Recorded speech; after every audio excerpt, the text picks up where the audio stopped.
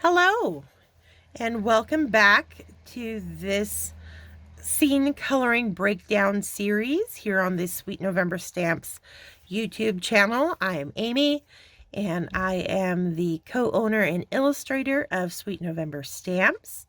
Last week we got started on our Pink-O-Ween scene using this Darling Witch from the You Look Familiar clear stamp set that is available in the Sweet November Stamp store, as well as a sneak peek of the brand new Autumn Cottages background builder stamp set that's going to be releasing this week in just a couple of days on the 30th. So that's very exciting. And so even though it is part of our fall release, I thought it would be fun to show how well it plays with our Halloween stamps. Even though it's a fall set, spring, summer, it's going to get a lot of use with a lot of different characters. And so I just thought it'd be fun to do a little sneak peek of it here in our series. And last week we did our Pink-O-Ween pink to lavender dusky sky. And we are going to continue building that background this week by tackling the cottage next. And so, to that end, let's get started. I am going to pull out my earth tones. And if you missed haven't watched last week's video yet, Pink-O-Ween, all it is, it's kind of a trend this year. I think it got started on TikTok. You can see it all over Pinterest. And it's just taking the, traditional Halloween colors and making them pastel and throwing pink in there, basically. So, your oranges are going to be more soft creamsicle oranges. Our purples are more soft lavenders, that kind of thing. Lots of grays instead of like stark blacks. It's a lot of fun, and I thought it'd be really cute with this particular little witch. So I'm going to pull out E81. And we are going to do kind of just a soft off-white siding on our little cottage. And I'm going to start laying in, the shadows under that roof line. And I think, we didn't define anything with our sky, but because my character is facing off to the left-hand side of the card, generally that means I'm going to bring any of my light source, my imagined light source, in from that direction, so it kind of hits her full on the face and gives them a nice spotlight. So I'm imagining my light source coming in from the left-hand side of the card, and that means all of my shadows are going to fall to the right of any object in this scene. And so I'm going to keep that in mind as I'm working on this cottage and laying in my colors, even though right now I'm just kind of getting this base down. Now I want this to look like a white stucco. So to do that and not have it go completely beige, I'm going to have to be very mindful about leaving some of that white cardstock showing, kind of utilizing it as an additional color within my combination of markers that I'm using to give it that nice light bright white look. And you don't have to leave a lot of white, but you just want to be very strategic and make sure that you don't fill in your object that you're coloring completely, so that you do kind of get that sense of it being a white object cast in shadow. So now I've got my E40, and I'm using that to kind of pull out the E81, soften it a bit. And you'll notice again, I'm using the side of that marker for a nice soft, wide swipe of color going down.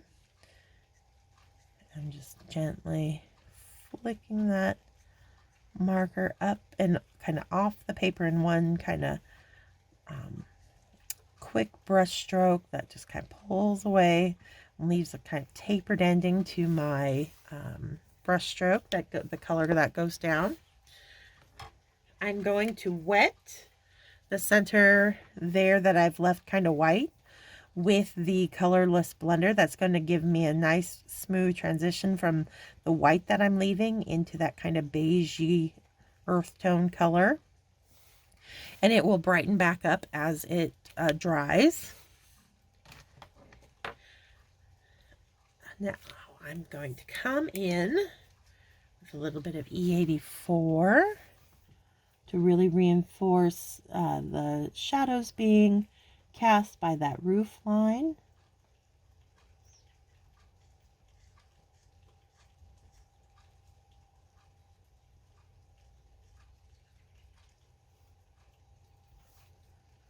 And I'm also going to darken these little individual bricks that are kind of on the side of the building. Make them stand out a bit more. We'll do a little drop shadow behind our bushes. We got more bricks over here. And the little bricks around the door.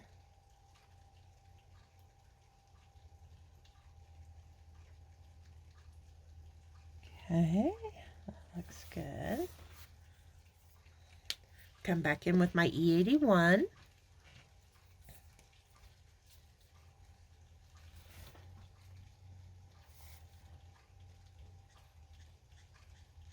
Pull that out.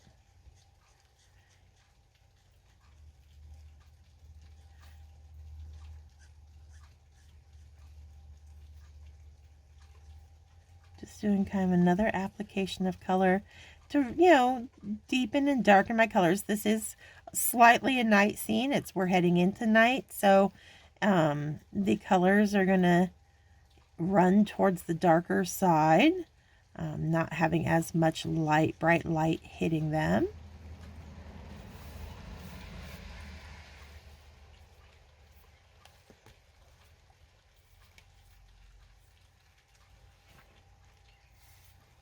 And it is further away from us, the viewer of this scene, you know, so it's going to be less detail, less distinct, a little bit more desaturated.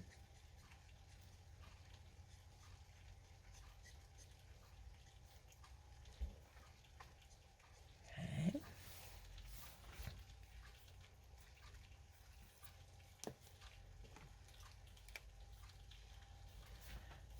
Another swipe of that colorless blender just where I want it light. There.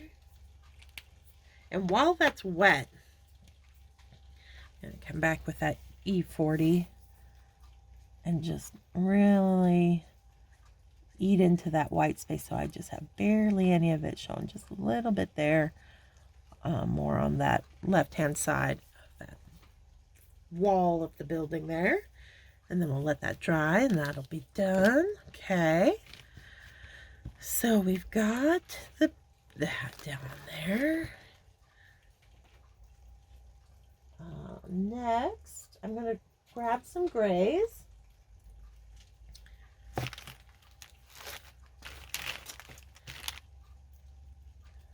And I'm going to put down, I think, some W3 on the chimney here.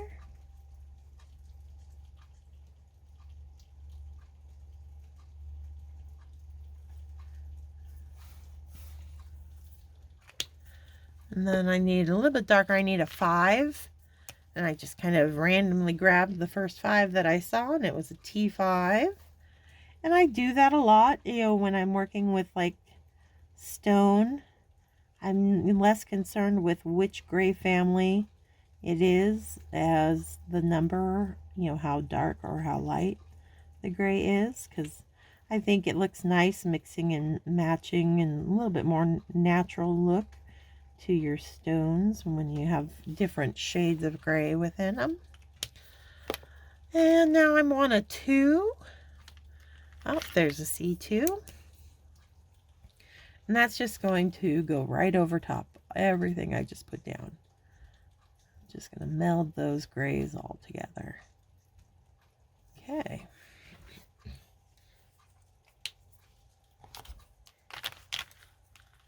Now, I think I'm going to use purples for our trees. Just because, you know, they're not, it's that darker end of the day look. So we are going to see a little bit less. And I'm going to go with the V. I'm going to start with a V22. It's got a lot of gray tone to it, so it's not as vibrant as the V12 and V15 that we used in our sky.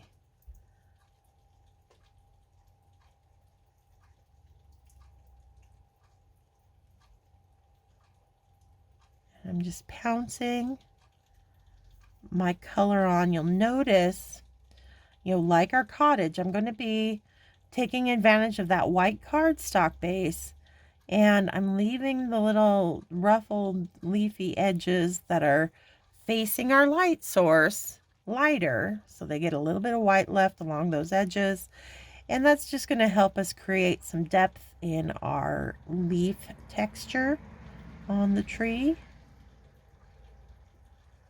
More contrast, which is always a good thing.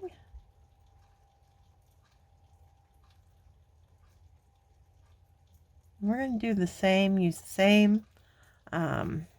We'll go purples down on our bushes as well.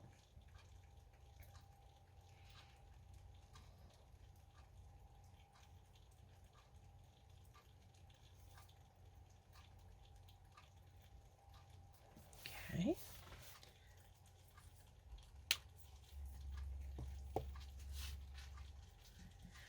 And now I want the, like 28.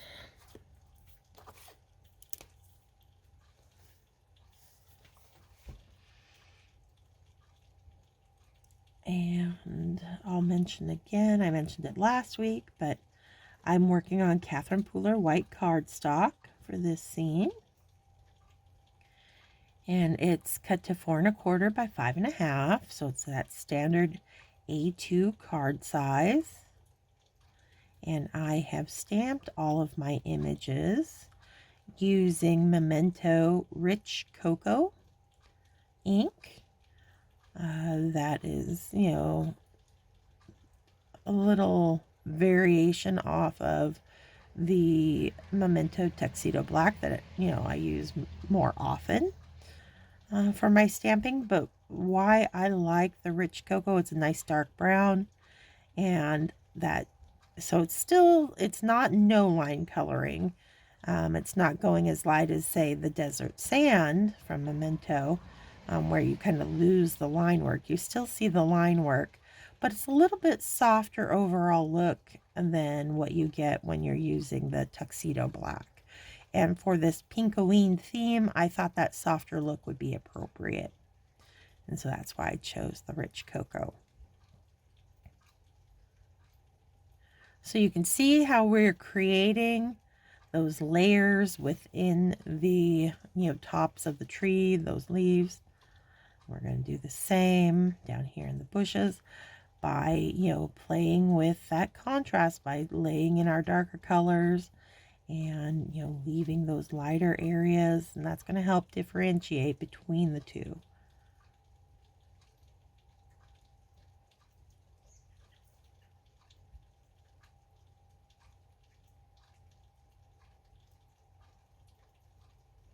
Okay. I want a little bit darker. I am going to bring in some BV29.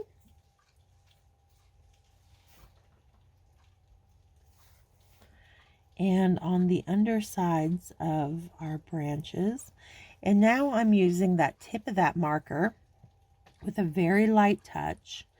And I'm just kind of swirling in these little curly Q motions of tight little circles, basically, to create that soft texture within my leafy branches. And I'm reserving this darker purple mostly for the underside of said branches and treetops, and leaving the tops much lighter. Now you can bring in wherever on the back side of some of these branches you need a little extra shadow. You can swirl in a little bit of this BV29, but a little goes a long way. You don't need to go too heavy-handed with it. Just a very light touch will do. Just gently,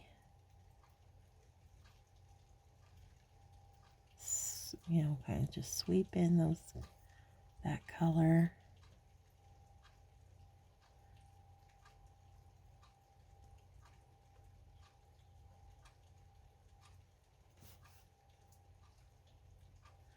This is going to help us start, really creating that feel of the time of day that we're going for that early evening look.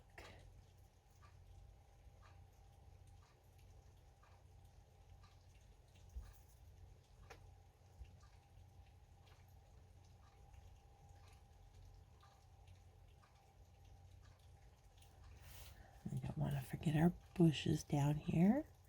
Same thing.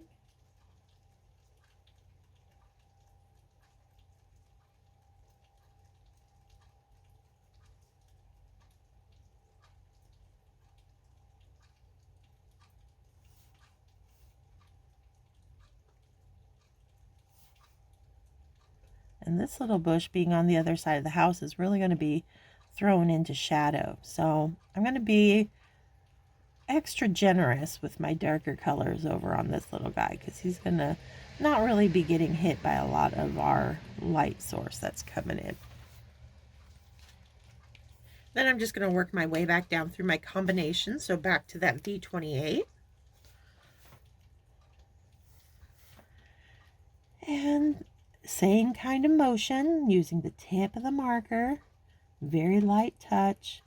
It's going to soften and pull that BV29 that we just put down. I'm going to pull it out a little further than I did my initial pass of this V28. It's going to eat into that white a little bit more this time, but still not completely. We still want to keep that contrast.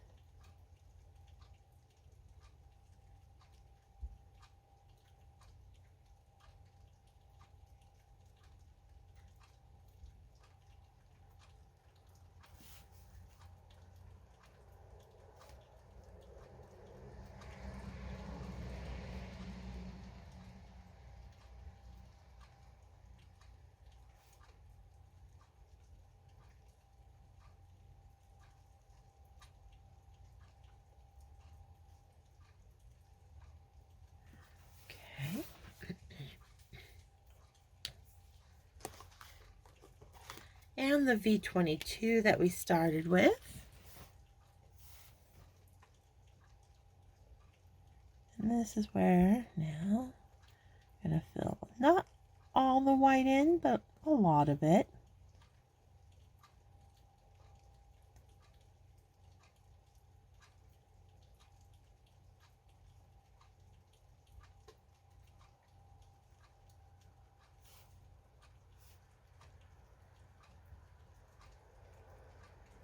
Okay.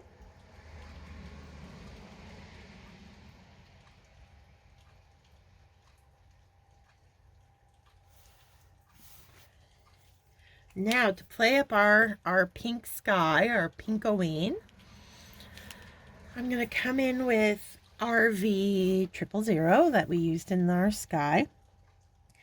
And I'm going to add it to anything that I've left white, so that our highlights actually are pink instead of white within this tree. So it's just catching that, the leaves are catching that glow from that, dusky, sunsetty type of sky.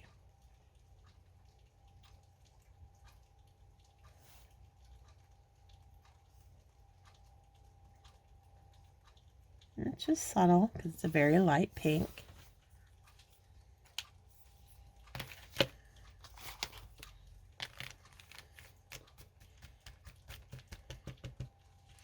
All right, now I'm going to stick with the E80s like we used on the house, but I'm going to go up to an E87 and the very tip of it, and that's what I'm going to use to fill in any of those little bits of tree trunk that we see within our branches, or our leafy treetops. And it's just going to be a one and done. I'm not going to try blending them because they're so small and they're so far off in the distance that, you know, they don't need a lot of detail added into them. Just getting the color on there.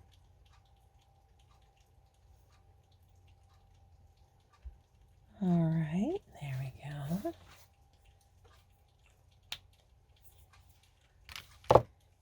So now I think for the roof of the house, I'm going to go with kind of a creamsicle orange, as I was mentioning. So just something really soft. We'll start playing into the, oh, excuse me, I yawned. That whole Halloween, it is still a Halloween scene after all, even though we are using soft pastels. So YR21, it's even called cream, so perfect.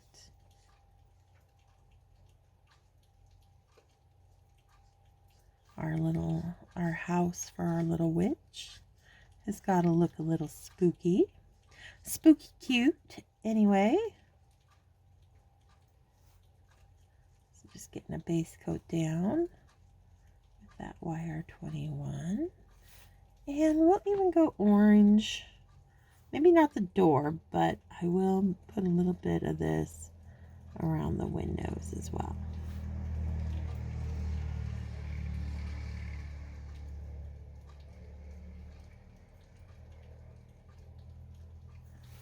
Okay.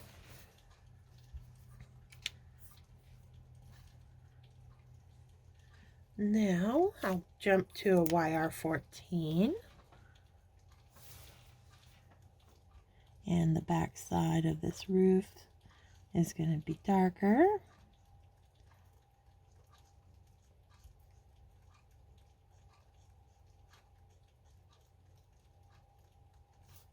And then the underside of this eave is what's going to be dark on this side. And then down here, behind the chimney.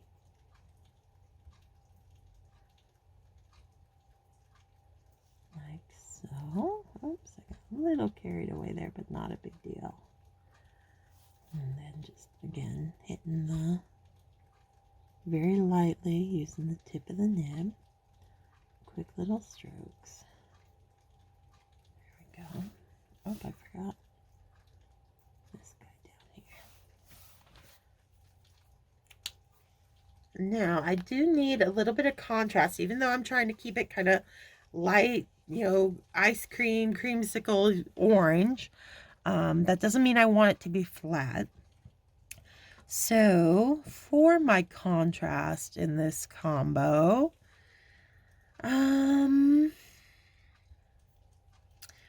debating whether to go with YR27 or skip up to an earth tone.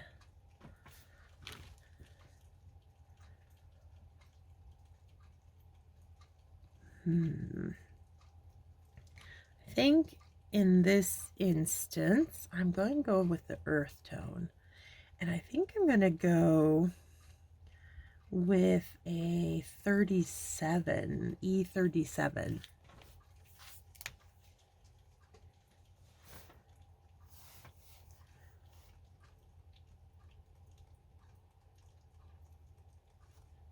And a little will go a long way, because I don't want this to all of a sudden start looking like a brown roof. I just want to deepen the shading for that orange in a few strategic places. And that's the back side of that roof, on the underside of this eave.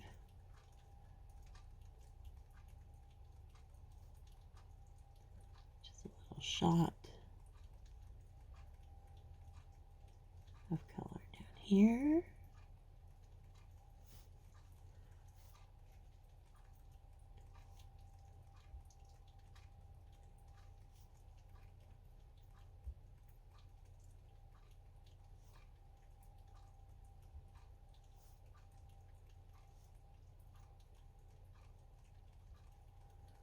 Okay, I'm going to leave that out because it is a big jump between the YR14 and the E37. I'm going to do a little bit of tip to tip to smooth out that transition. So picking up a little bit of the E37 with the YR14.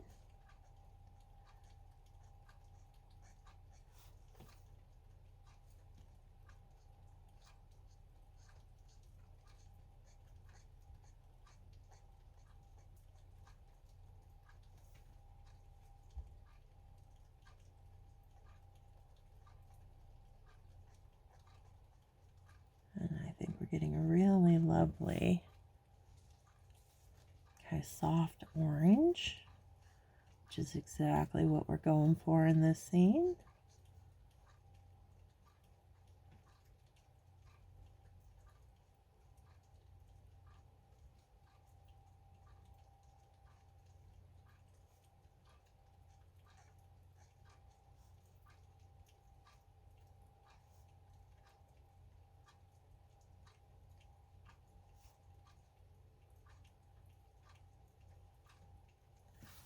Okay.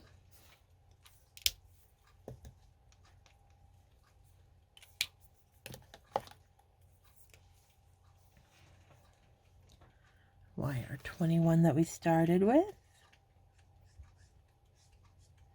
We'll now end with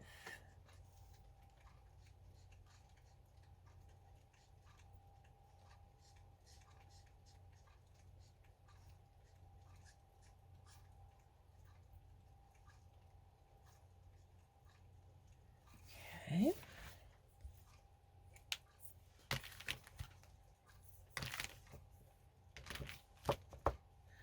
All right, now I'm grabbing a YO2 because I want lights to be on in our house. So I'm just going to hit the windows with that YO2, and that's just going to warm that up, make it look nice and cozy and lived in.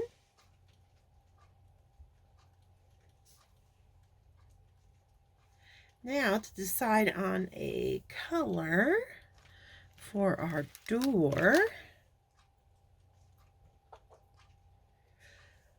Oh, I think I'm going to go purple.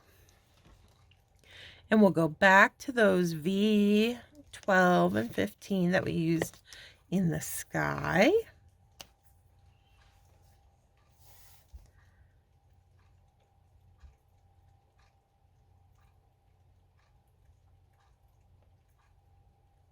And just getting a base coat down with the 12.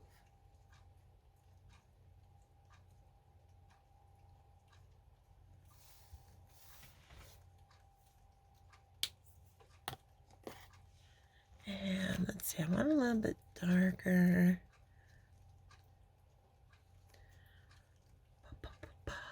We'll go 17. It's not reinventing the wheel here, just kind of using the color family that Copic provides.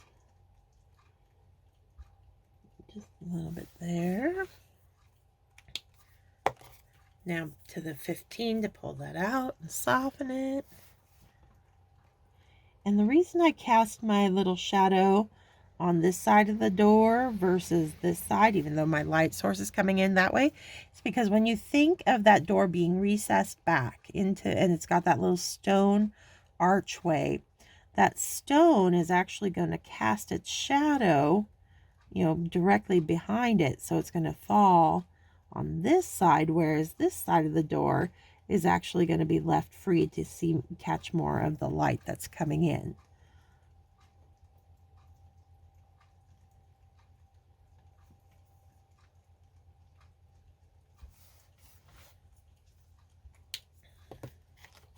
And then just one more pass of that 12.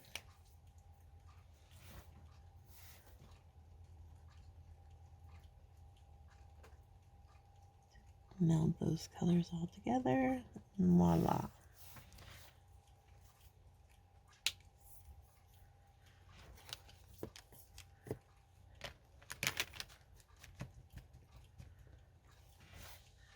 All right.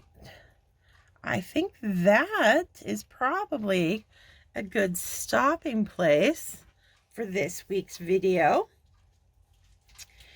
I will be back next week and we will complete the scene beyond the wall there.